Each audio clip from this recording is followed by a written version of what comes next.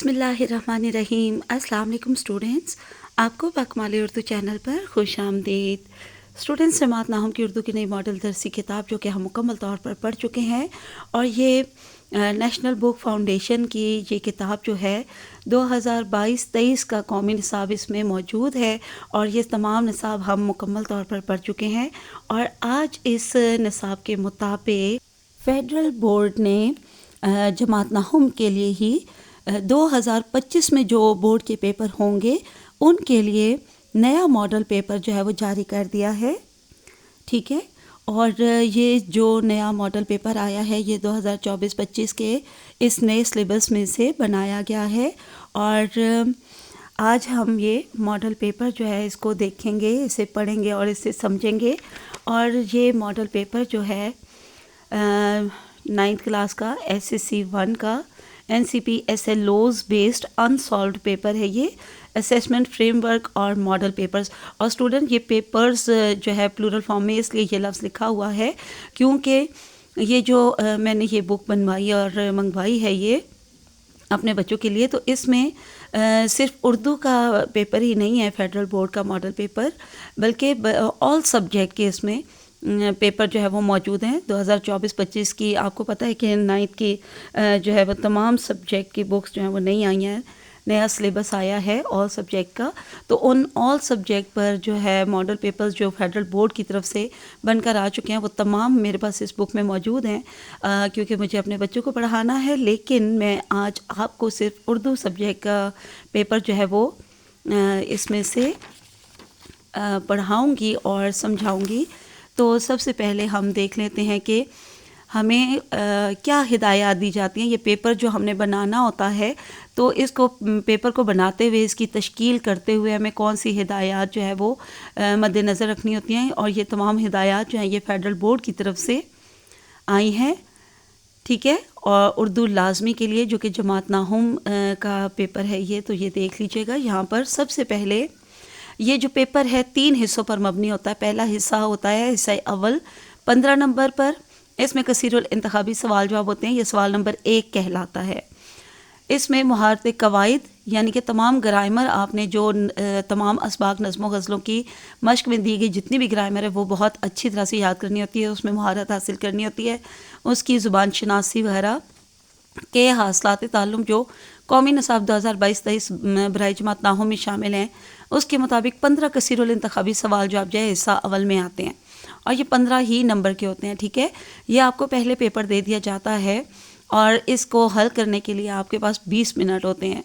20 minute के बाद आपको 1 सेकंड भी नहीं दिया जाता। तो आपने क्योंकि इसकी तैयारी पहले से करके जानी होती है, तो बेटा आपने ग्रामर पर बहुत ज़्यादा तवज्जो देनी है। ये पूरे 15 नंबर आपके जो है इंशाल्लाह पक्के हैं और ज़रूर पूरे नंबर आने हैं अगर आपने ग्रामर बहुत तवज्जो से और बहुत अच्छी तरह से याद कर ली तो।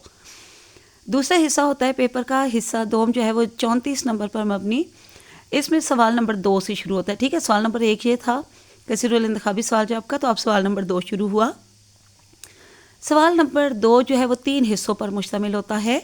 पहला इसका जो जुज़ होता है हिस्सा अलिफ, वो हिस्सा नसर होता है, जिसमें जो है एक आपको इक़्तिबास दिया जाता है, एक इबारत दी जाती है।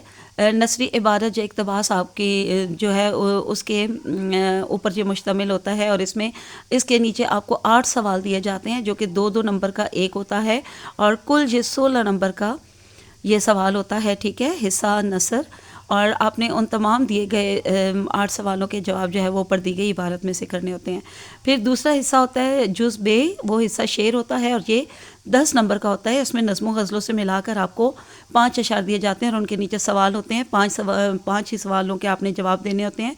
2-2 नंबर का एक होता है, कुल 10 नंबर का ये सवाल होता है। फिर सवाल नंबर 2 का जुज़ जीम होता है, यानी हिस्सा कवायद या ज़ुबान शनासी। तो ये पूरा ग्रामर बेस्ड होता है, कवायद पर मबनी होता है।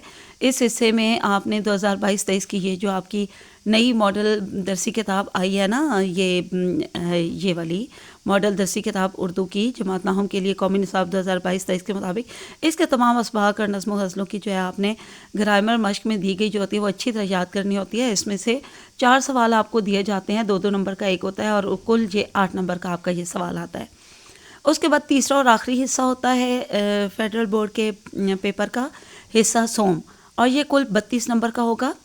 اس میں سوال نمبر 3 سے یہ والا حصہ آپ کا شروع ہو رہا ہوگا، اور اس سوال میں جو آپ کا پہلا سوال شامل کیا جائے گا وہ 2 عبارتیں دی جائیں گی، ان دونوں میں سے کسی ایک کی آپ نے تشریح کرنی ہوگی، ٹھیک ہے، اور یہ 5 نمبر کا سوال ہوگا۔ آگے دیکھ لیتے ہیں سوال نمبر 4۔ سوال نمبر 4، اس سوال میں قومی نصاب 2022-23 برائے جماعت ناہم میں شامل شعراء کی نظمیہ شاعری سے زیادہ آپ کو 3 اشعار، یہ ایک نئی چیز ہے، پہلے 2 اشعار پر مبنی بند آیا کرتے تھے، لیکن اب 3 اشعار پر مبنی بند آئیں گے۔ 2 نظم پارے الگ الگ نظموں میں سے آپ کو دیے جائیں گے، جن میں سے کسی ایک نظم پارے کی آپ نے تشریح کرنی ہوگی، اور جو نئی بات شامل کی گئی ہے تشریح کے لیے، تو اس کی رہنمائی میں آپ کو کے لیے کر دوں بیٹا کہ آپ نے اچھی طرح یہ ذہن نشین رکھنا ہے کہ آپ نے جس بھی نظم پارے کی تشریح کرنی ہے نا، تو اس نظم پارے کے پس منظر اور اس نظم پارے میں جتنے بھی فنی محاسن ہیں، یعنی کہ شعری اصطلاحات، یہ میں نے لکھ بھی دیا، جتنی بھی اس میں موجود ہوں گی ان کی آپ نے ضرور نشاندہی کرنی ہے، اور آپ نے اس میں اپنی تشریح میں ان کا حوالہ ضرور دینا ہے۔ یہ بھی 5 نمبر کا آپ کا سوال آئے گا۔ اس کے بعد ہے سوال نمبر 5۔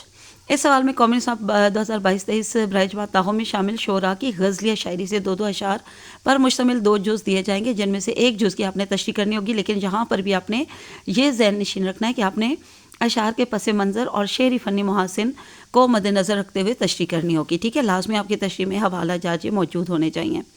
یہ بھی 5 نمبر کا سوال ہوگا۔ پھر سوال نمبر 6 آ جائے گا۔ اس میں کچھ جو ہے وہ دیکھ لیجئے کہ آپ کے اردو گرامر کے کچھ نئے عنوانات کو شامل کیا گیا ہے۔ ایک تو پہلے اس میں روداد اور آپ بیتی ہی آیا کرتے تھے، اور ان دونوں دی جاتی تھی، دونوں میں چوائس ہوتی تھی کہ چاہے آپ روداد لکھ لیجئے چاہے آپ بیتی لکھ لیجئے، لیکن اب یہاں پر سفر نامہ پر مبنی روداد شامل کر دی گئی ہے۔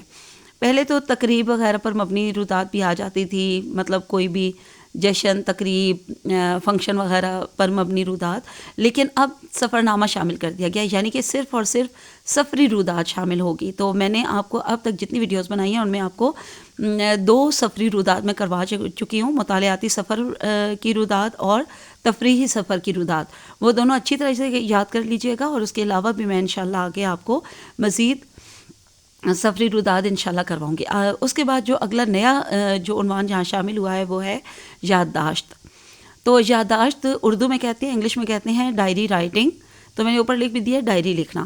تو آپ اس کو ذہن میں رکھیے گا، مجھے معلوم ہے کہ آپ کے لیے یادداشت شاید کچھ بچوں کے لیے نیا لفظ ہوگا یا پڑھا ہوا بھی ہوگا، تو یادداشت سے مراد ڈائری لکھنا شاید آپ کے ذہن میں نہ ہو، تو اب آپ ذہن نشین رکھیے کہ یادداشت کا مطلب ہے کہ کوئی بھی آپ نے اپنی ڈائری میں جو یادگار واقعہ یا یادداشت لکھی ہوئی ہے اس کو جو ہے وہ آپ نے تحریر کرنا ہوگا، ٹھیک ہے۔ اور اس کے علاوہ اس سوال کے تحت آپ کو 2 موضوعات میں سے کسی ایک کو تحریر کرنا ہوگا۔ یہاں پہ آپ کے پاس چوائس ہوگی، یا تو ایک سفری روداد اور ایک یادداشت آئی ہوئی ہوگی، اور ان دونوں میں سے آپ نے کوئی ایک لکھنی ہوگی، یا سفری روداد اور کوئی بھی آپ بیتی جو کہ بے جان اشیاء کے بارے میں ہوتی ہے، یہ آئی ہوئی ہوں گی، اور ان دونوں میں سے آپ نے ایک کرنی ہوگی، چاہے آپ بیتی کریں چاہے روداد کریں، اور یا پھر یادداشت اور آپ بیتی آئی ہوئی ہوگی، اور ان میں سے کوئی سی ایک آپ نے کرنی ہوگی۔ یعنی یہاں پہ آپ کے پاس ان تینوں ٹاپکس میں سے 2 کوئی سے بھی ٹاپک پر مبنی سوال ہوں گے، تو آپ نے ان میں سے کوئی سا بھی ایک کرنا ہوگا، ٹھیک ہے۔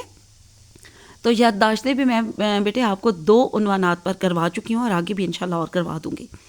سوال نمبر 7 دیکھیے، تو یہاں پر بھی آپ کے پاس 2 نئے کالم جو ہیں وہ آ چکے ہیں۔ پہلے صرف مکالمہ یا خط ہوا کرتا تھا، اب خط کو نکال دیا گیا ہے، اب یہاں خط کی جگہ ای میل شامل ہو گئی ہے، ٹھیک ہے۔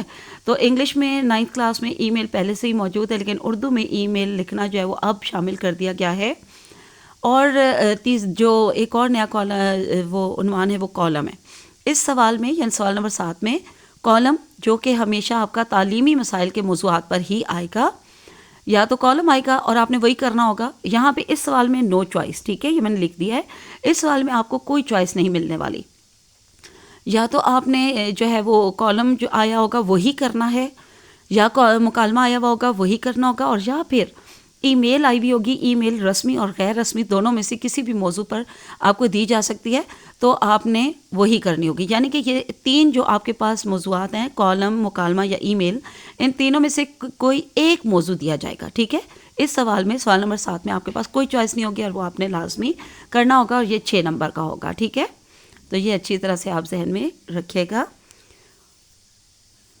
جی۔ تو بیٹا اس جو ہے 2024-25 کے سلیبس پر مبنی جو لیٹسٹ آپ کے لیے ماڈل پیپر فیڈرل بورڈ کی طرف سے آیا ہے وہ یہاں میرے پاس ہے، اور اس میں جو سب سے پہلا سوال ہے ایم سی کیوز بیسڈ ہے، یعنی کثیر الانتخابی سوال جو آپ پر مبنی پہلا سوال، تو یہ میں نے سالو کر کے آپ کے سامنے رکھ دیا. آپ نے اس کو اچھی طرح سے پڑھ لینا ہے، اور آپ دیکھیے گا کہ اس میں بھی آپ کو نئے نئے عنوانات پر مبنی جو ہے یہ ملنے والے ہیں ایم سی کیوز، یعنی کثیر الانتخابی سوال جواب. تو بیٹا آپ نے گرامر پر پہلے سے بھی کہیں زیادہ آپ توجہ دینی ہے، کیونکہ کچھ چیزیں ہو سکتے ہیں آپ کے لیے نئی ہوں یا آپ کو پہلی بار پڑھنے میں مشکل محسوس ہو رہی ہوں، جبکہ مشکل کچھ بھی نہیں ہے، اور خاص طور پر اشرف المخلوقات کے لیے یعنی ہم انسانوں کے لیے تو کوئی چیز بھی مشکل نہیں ہے.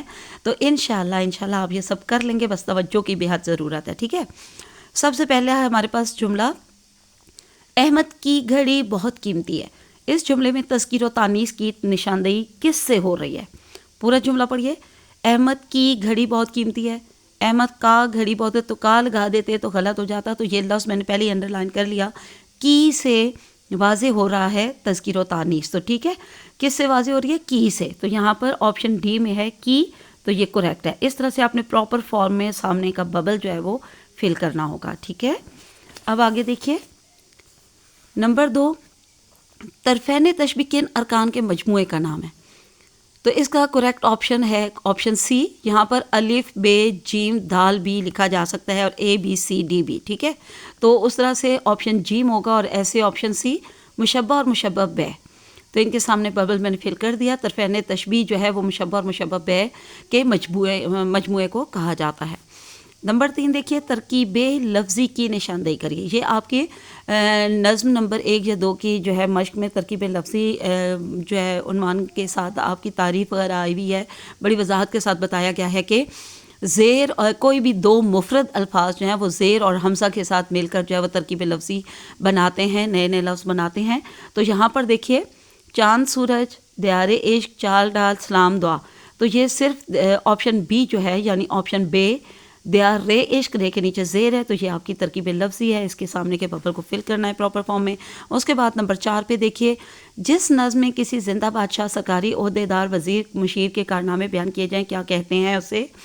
تو بیٹا یہ نئے نئے جو آئے ہوئے ہیں اس میں قصیدہ، ملی نغمہ، مرثیہ، منقبت، یہ سب تعریفیں آپ کی جو ہے وہ نظموں کی نظم نمبر 1 یا 2 کی جو ہے مشق جو ہے اس میں شامل ہیں. تو اچھی طرح تعریفیں یاد کریں گے اگر، تو آپ کو خود بخود پتہ چل جائے گا کریکٹ آپشن کون سا ہے. تو یہ کریکٹ آپشن ہے آپشن اے یعنی آپشن الف، قصیدہ. ٹھیک ہے، قصیدہ میں زندہ بادشاہ، سرکاری عہدیدار، کسی بھی حکمران، وزیر، مشیر کے کارنامے جو بیان کیے جاتے ہیں. ٹھیک ہے، اس کے بعد نمبر 5 دیکھیے، علی نے کتاب خریدی، قواعد کی روح سے کون سا جملہ ہے؟ تو بیٹا اچھی طرح پورا جملہ پڑھنے سے آپ کو پتہ چل جائے گا کہ اس میں خریدی لفظ جو ہے وہ فعل ہے، یعنی کہ ایک کام پایا جا رہا ہے، فعل پایا جا رہا ہے اس میں، تو اس لیے یہ جملہ فعلیہ ہے. نمبر 6 دیکھیے، ہم میچ ہار گئے. اس جملے میں کیا ہے؟ تو دیکھیے ہارنے کی بات ہو رہی ہے، تو جو ہے وہ دکھ کے لیے، افسوس کے لیے، تعصب کے لیے جو ہے وہ شامل اظہار ہو رہا ہے سے. تو اس لیے یہ آپشن ڈی یعنی کہ آپشن دال کریکٹ ہوگا، حرف تعصف. تعصف کا مطلب ہوتا ہے افسوس کرنا، دکھ کرنا، تو حرف تعصف. تو یہ آپ کے پہلے 3 اسباق میں حروف دیے گئے ہیں. اگر آپ کو ان کی تعریفیں اچھی طرح سے یاد ہوں گی تو آپ خود بخود یہ کریکٹ آپشن جو ہے وہ مارک کر لیں گے. ٹھیک ہے، نمبر 7، جس نظم میں صحابہ کرام، بزرگان دین اور صوفیاء کرام کی خدمات کا تذکرہ کیا گیا ہو وہ کہلاتی ہے. اب یہ وہی میں آپ کو بتا چکی ہوں کہ نظم کی مشق میں یہ سب دی ہوئی ہیں، تو آپ نے تعریفیں اچھی طرح یاد کرنی ہے. جب آپ نے وہ یاد کی ہوئی ہوں گی تو اس تعریف میں یہ جملہ موجود ہے، تو آپ اس کی نشاندہی کریکٹ آپشن کی آرام سے کر لیں گے، وہ ہے منقبت. ٹھیک ہے، آپشن سی یا آپشن جی. نمبر 8، مہمان کے ساتھ درست لاحقے کا انتخاب کریں. آپ کے سبق کے ایک مشق میں سابقے اور لاحقے شامل کر دیے گئے ہیں، اسی لیے یہ دیکھ لیجئے کہ آپ کے ایم سی کیوز میں بھی یہ شامل ہے. تو لاحقے کیا ہے؟ لاحقے جو بعد میں ایک لفظ جو ہے وہ لاحق کیا جاتا ہے دیے گئے الفاظ کے ساتھ، بعد میں جو لفظ جوڑا جاتا ہے، لاحق کیا جاتا ہے، اسے کہا جاتا ہے. تو انہوں نے کیا پوچھا؟ مہمان کے ساتھ درست لاحقے کا انتخاب کریں. تو مہمان کے ساتھ ہمیشہ نواز کا بعد میں اضافہ کیا جاتا ہے، یا نواز لفظ کو لاحق کیا جاتا ہے. تو آپشن ڈی کریکٹ ہے، یعنی آپشن دال، مہمان نواز. ٹھیک ہے، نمبر 9، لڑکی نے دوپٹہ پہنا، قواعد کی روح سے غلطی کی نشاندہی کریں. تو اس کا کریکٹ آپشن ہے آپشن اے یعنی آپشن الف، روزمرہ کی. کیونکہ روزمرہ میں جو ہم زبان استعمال کرتے ہیں ہم اس میں کبھی بھی پہنا نہیں بولتے، بلکہ کہتے ہیں لڑکی نے دوپٹہ اوڑھا، میں نے دوپٹہ اوڑھا، اس نے دوپٹہ اوڑھا، لڑکی نے دوپٹہ اوڑھا. تو اس لیے یہ روزمرہ کی جو ہے وہ غلطی ہے. اب آگے دیکھ لیتے ہیں نمبر 10. تعجب اور حیرانی کے موقع پر استعمال ہونے والے حروف کہلاتے ہیں. اب دیکھیے حروف سے بار بار آ رہے ہیں، یہ تیسرا آ رہا ہے، تو آپ نے حروف کی تعریف بہت اچھی طرح سے یاد کرنی ہے. تو تعجب اور حیرانی کن میں پائی جاتی ہے؟ وہ حروف استعجاب میں پائی جاتی ہے. ٹھیک ہے، آپشن بے یا آپشن بی کریکٹ ہے. نمبر 11. دل میں ایک لہر سی اٹھی ہے ابھی، کوئی تازہ ہوا چلی ہے ابھی. شعری اصطلاح میں یہ شعر کہلائے گا مطلع. آپشن سی کریکٹ ہے، یعنی آپشن جیم. تو یہ کیسے؟ اس لیے کہ اس میں قافیہ اور ردیف دونوں موجود ہیں. ٹھیک ہے، اٹھی اور چلی یہ قافیہ ہے دونوں، یہ دونوں الفاظ جو ہیں ہم آواز ہیں، تو اس لیے اس میں قافیہ بھی موجود ہے ابھی، ہے ابھی. یہ جو ہے ایک ہی لفظ جو ہے وہ بار بار دہرایا جا رہا ہے، ہو بہو وہی الفاظ جو ہے وہ دہرائے جا رہے ہیں، تو یہ ردیف ہوئی. تو ایسا شعر جو ہم قافیہ و ہم ردیف ہوتا ہے وہ مطلع کہلاتا ہے. ٹھیک ہے، تو یہ مطلع ہے. آگے نمبر 12 دیکھیے. جس غزل میں ردیف نہ ہو کہلاتی ہے. جب ردیف ہے ہی نہیں تو پھر وہ کیا کہلائے گی؟ غیر مردف غزل. تو غیر کا مطلب ہوتا ہے کہ بغیر. ٹھیک ہے، تو ردیف کے بغیر جو غزل ہوگی وہ غیر مردف غزل کہلائے گی. آپشن بھی کریکٹ ہے. نمبر 13 میں دیکھیے. کھا کھا کے اوس اور بھی سبزہ ہرا ہوا تھا، موتیوں سے دامن صحرا بھرا ہوا. تو اس مصرے میں مستعار منہو کیا ہے؟ اوس سے لیا گیا ہے، تو اوس تو ہوگا مستعار لہو. تو کیا ہے اس میں؟ آپشن ڈی یعنی آپشن دال کریکٹ ہے، موتیوں. موتیوں اس میں مستعار منہو ہے. آگے دیکھیے. اچھا، یہ اوس کے لیے لیے گئے ہیں نا، موتیوں کا لفظ جو اوس کے لیے استعمال ہوا ہے. ٹھیک ہے، تو موتیوں مستعار منہو کہلائے گا. نمبر 14 دیکھیے. کلیم مسجد میں اکیلا ایسے بیٹھا تھا جیسے قفس میں مرغے نو گرفتار. ٹھیک ہے، جیسے قفس میں مرغے نو یعنی کہ نیا مرغہ جیسے گرفتار کر کے پنجرے میں ڈال دیا جائے، پکڑ کے پنجرے میں ڈال دیا جائے. تو لفظ جیسے ہمیں بتا رہا ہے کہ یہ تشبیہ ہے. اس کو کریکٹ آپشن الف یا آپشن اے تشبیہ. آخری دیکھتے ہیں. بے قدر کود پڑا آتش نمرود میں عشق، عقل ہے محو تماشائے لبے بام ابھی. غزل کے جب آپ غزلیں پڑھیں گے تو ان کی مشق میں جو ہے یہ یہ صنعتیں موجود ہیں. تو ان میں صنعت تلمی آپ پڑھیں گے تو آپ کو پتہ چلے گا کہ کسی بھی مشہور واقعے، تاریخی واقعے یا آیات و احادیث کے حوالے جن اشعار میں موجود ہوتے ہیں تو وہ جو ہے وہ ان میں تلمی انہیں کہا جاتا ہے، یعنی صنعت تلمی اس میں موجود ہے. تو آپ سے یہاں پوچھا گیا ہے کہ شعر میں کون سی صنعت استعمال کی گئی ہے. تو یہاں دیکھیے آتش نمرود تاریخی واقعے کا یہاں پہ بیان ہے. بادشاہ نمرود نے جو آتش یعنی کہ آگ بھڑکائی تھی حضرت ابراہیم علیہ السلام کو اس میں ڈالنے کے لیے، تو یہ تاریخی واقعے کا یہاں پر حوالہ ہے، اس لیے یہ صنعت تلمی ہے. جی تو اسٹوڈنٹس اب آگے جو ہے وہ تفصیلی پورا پیپر ہے، حصہ دوم اور سوم پر مبنی. تو میں اب آپ کو مزید آگے سمجھانے کا کام نہیں کرتی، یہ تمام سوالات سمجھا چکی ہوں، لیکن ایک بار آپ کو میں جلدی سے یہ پیپر دکھا دیتی ہوں. آپ دیکھ لیجئے. سوال نمبر 2 کا حصہ الف، پھر اس کے نیچے دیے گئے یہ سوال جواب. پہلے 7 سوال لازمی ہیں اور آخری 8واں سوال جو ہے اس میں چوائس ہے. پہلا سوال ہے کہ عبارت کا مرکزی خیال لکھیں یا اس عبارت کی تلخیص کریں، یعنی آخری سوال میں چوائس ہے کہ ان دونوں میں سے آپ کوئی سب یہ کر سکتے ہیں. تلخیص میں نے آپ کو کروائی ہوئی ہے، 2 پیراگراف 2 عبارتوں کی تلخیص میں نے کروائی ہے. تلخیص کا مطلب ہوتا ہے 1/3 حصہ، یعنی مختصر کر کے آپ نے دی گئی عبارت کو مختصر کر کے آپ نے اپنے الفاظ میں اس کو مختصراً جب لکھیں گے 1/3 حصہ بنا کر تو وہ تلخیص کہلائے گی، اور اس کو اپنے الفاظ میں ایک تو لکھنا ہے لیکن آپ نے واقعات کی ترتیب کو چینج نہیں کرنا. پھر اس کے بعد حصہ شعر ہے. نظم و غزلوں میں سے ملا کے 5 اشعار دیے گئے ہیں، ان کے نیچے یہ جو ہے اشعار موجود ہیں، اشعار پر جو ہے سوالات بنا کر دیے گئے ہیں. ان سوالات کے آپ نے جواب انہی اشعار کی آپ نے تشریح اچھی طرح یاد کرنی ہے. ان کے مشکل الفاظ کے معنی بھی ضرور یاد کرنے ہیں. جب آپ کو معنی اور تشریح اچھی طرح آتی ہوگی تو ان کے معنی، مفہوم اور تشریح کے مطابق جو ہے ان سوالوں کے آپ نے جواب لکھ دینے ہیں. ٹھیک ہے، پہلے شعر کا مفہوم لکھیں. دیکھیں میں مفہوم بار بار آپ کو پہلے بھی میں نظم و غزلوں کی تشریحات کروائی ہیں تو مفہوم میں آپ کو لازمی کرواتی رہی ہوں. تو یہ سوال ایک کسی بھی شعر کا لازمی آئے گا، لازمی مفہوم پر مبنی سوال لازمی آتا ہے. آگے دیکھیے جو ہے وہ اس کے بھی دیکھیں جو ہے آپ کو 5 سوالوں کے جواب دینے ہیں. تو آپ کو پہلے 4 لازمی کرنے ہیں اور جو 5 ہیں اس میں سے 2 دیے گئے ہوں گے تو آپ نے کوئی سا بھی ایک کرنا ہے. ٹھیک ہے، آگے دیکھیے حصہ جیم ہے جس میں گرامر کے متعلق جو ہے یہ آپ کو سوال دیے گئے ہوں گے. تو یہ بھی آپ کو جو ہے کیسے دیا گیا ہوگا کہ پہلے ٹوٹل 4 سوال ہوں گے، پہلے 3 لازمی کرنے ہوں گے لیکن چوتھے میں آپ کو 2 سوال دیے جائیں گے جن میں سے کسی ایک کا آپ نے جواب دینا ہے. ٹھیک ہے، تو یہ دیکھیے ساتھ تھوڑی تھوڑی میں نے وضاحت بھی کر دی تھی. یہ والا جو سوال ہوتا ہے نا ترکیب نحوی پر مبنی، یہ 2 حصوں میں ہوتا ہے اور ایک نمبر کا، یعنی ٹوٹل 2 نمبر کا ہوتا ہے اور ان میں سے 1 نمبر کا ہوگا کہ نحوی شناخت کریں. علی محنتی ہے، یہ جملہ اسمیہ ہے، تو آپ نے یہ ضرور لکھنا ہے کہ یہ جملہ کون سا ہے. تو آپ کو پتہ ہے جملہ اسمیہ اور جملہ فعلیہ میں سے ہی کسی جملے کی جو ہے وہ ترکیب نحوی دینی آتی ہے. تو یہاں پر میں نے لکھ دیا ہے کہ علی محنتی ہے جو ہے یہ جملہ اسمیہ ہے. تو آگے اس کے اجزائی ترکیب بھی آپ نے جو ہے الگ الگ کر کے لکھنے ہوں گے، تب اس کی ترکیب نحوی بن جائے گی. تو جملہ اسمیہ کے جو اب یہ دیکھیے علی محنتی ہے 3 الفاظ ہیں. تو علی جو ہے وہ مبتدا ہے، محنتی خبر ہے اس کے بارے میں، اور ہے فعل ناقص ہے. ٹھیک ہے، تو یہ جملہ اسمیہ کے میں نے اجزاء لکھ بھی دیے ہیں. تو آگے بھی آپ دیکھ لیجئے، آپ نے خود پہچان کرنی ہے ان کی. پھر اس کے بعد حصہ سوم ہے، تو یہاں پر بھی آپ دیکھ لیجئے عبارتیں 2 دی ہوں گی تشریح کے لیے، کسی ایک کا آپ نے تشریح کرنی.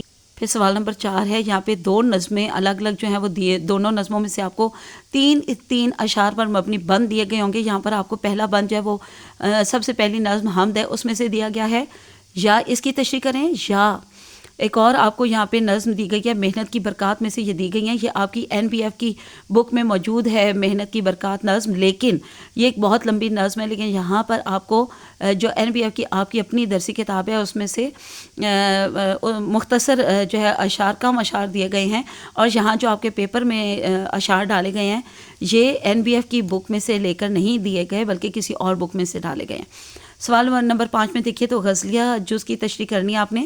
تو یہ 2 اشعار پر مبنی بند ہوگا. پہلا بند ہے جبھی سجدہ کرتے، یہ والا جو ہے سب سے پہلی غزل ہے، غزل نمبر 1 میر تقی میر کی، اس میں سے لیا گیا ہے.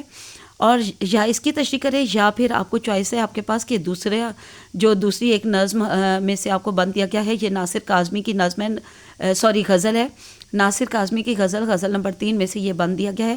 یا اس کی کریں یا اس کی چوائس ہوگی آپ کے پاس. پھر سوال نمبر 6 ہے، ایک پرانی کتاب کی آپ بیتی تحریر کریں، یا ایک تفریحی سفر کی رودات تحریر کریں. تو آپ نے دیکھ لیا کہ تفریحی سفر کی یعنی کہ سفر پر مبنی رودات دی گئی ہے. ان میں آپ کے پاس چوائس ہے، یا آپ بیتی کریں یا پھر آپ رودات کریں. 6 نمبر کا یہ سوال ہوگا. اس کے بعد آخری سوال نمبر 7 جو ہے وہ ایک ہی عنوان پر آئے گا اور وہ لازمی ہوگا. تو یہ دیکھ لیجئے، یا وہ کالم پر آئے گا یا پھر مکالمے پہ اور یا پھر ای میل پہ. تو انہوں نے جو ماڈل پیپر میں شامل کیا ہے وہ کالم پر مبنی ہے. جدید ٹیکنالوجی کے تعلیم پر اثرات کے موضوع پر کالم تحریر کریں. تو کالم لکھنے آپ کو بہت اچھی طرح آنے چاہیے. میں نے آپ کو 2 یا 3 عنوان پر میں کالم کروا چکی ہوں، اور باقی بھی انشاءاللہ مزید تعلیم پر مبنی جتنے عنوانات پر ہو سکے میں آپ کو ضرور کرواؤں گی. تو یہ 5 نمبر کا سوال ہوگا. تو چلیے آج کے لیے اتنا کافی ہے. اللہ حافظ، فی امان اللہ.